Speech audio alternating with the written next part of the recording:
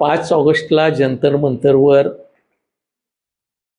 कल्याण डोंबिवली परिसरातील 27 गाव संघर्ष समितीच्या माध्यमातून आणि सर्व संबंधितांच्या सहभागातून दिवा पाटील साहेबांचं नाव नवी मुंबई आंतरराष्ट्रीय विमानतळाला लागावं म्हणून एक दिवसीय लाक्षणिक आंदोलन करण्याचा निर्णय घेतलेला आहे आणि त्याच्यामध्ये आम्ही सारीच मंडळी सहभागी होणार आहोत।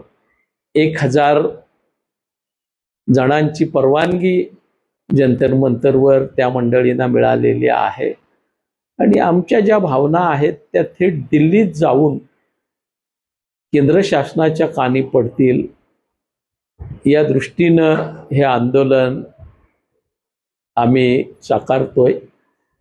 ज्या पद्धतीनं 8 तारखेचं आंदोलन चिरडण्याचा प्रयत्न नवी मुंबई पोलिसांनी पनवेलमध्ये जवळजवळ पनवेलचे सारे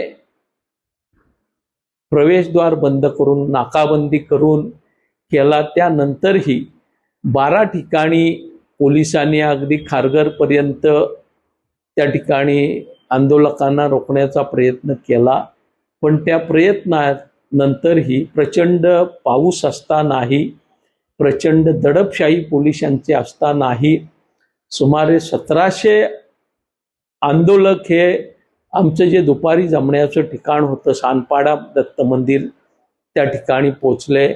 अनेक ठिकाणी रस्त्यावर आंदोलक त्या ठिकाणी चालत जाताना दिसले। कळंबोली पोलीस मुख्यालयामध्ये मोठ्या संख्येनं या ठिकाणी आंदोलक जमले।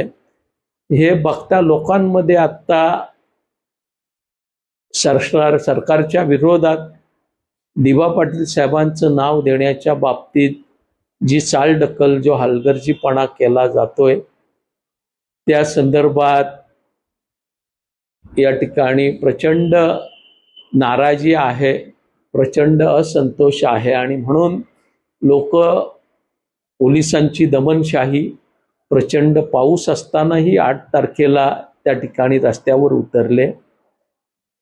हे प्रतिकात्मक आंदोलन आम्ही जंतर मंतरवर करतोय। निश्चितपणानं या आंदोलनाच्या माध्यमातून शासनाच्या कानी हा आवाज जाईल हा प्रयत्न आमचा आहे, पण या आंदोलनानंतर जे आंदोलन आम्ही मंडळी साधारण ऑक्टोबरमध्ये साकारायला मागतोय ते मात्र निर्णायक असेल हा इशारा या आंदोलनाच्या माध्यमातून केंद्र सरकारला देण्यासाठी आम्ही मंडळी जातोय। मला विश्वास आहे की निश्चितपणानं मोठ्या संख्येनं आंदोलक त्या ठिकाणी जातील आणि जो उद्देश कल्याण डोंबिवलीतल्या आमच्या सहकार्यांच्या मनामध्ये आहे की त्या ठिकाणी विविध पक्षीय खासदारांच्या माध्यमातून हा आवाज संसदेपर्यंत पंतप्रधानांपर्यंत पोहोचवावा तो साध्य होईल हा विश्वास मला वाटतो। उशिरा का होईना पण आमदार प्रशांत ठाकूरांनी देखील याचं समर्थन केलं आहे, मुख्यमंत्र्यांच्या पाठीशी मी आहे असं ते केलं। आपण कसं बघताय?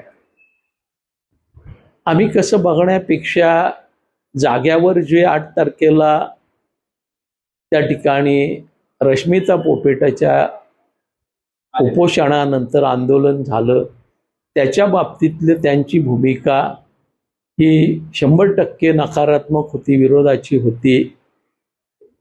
पण आता त्यांना सद्बुद्धी होत असेल तर निश्चितपणानं ती चांगली गोष्ट आहे। कुणाच्या का प्रयत्नानं होईना, कुणाच्या का सहभागानं होईना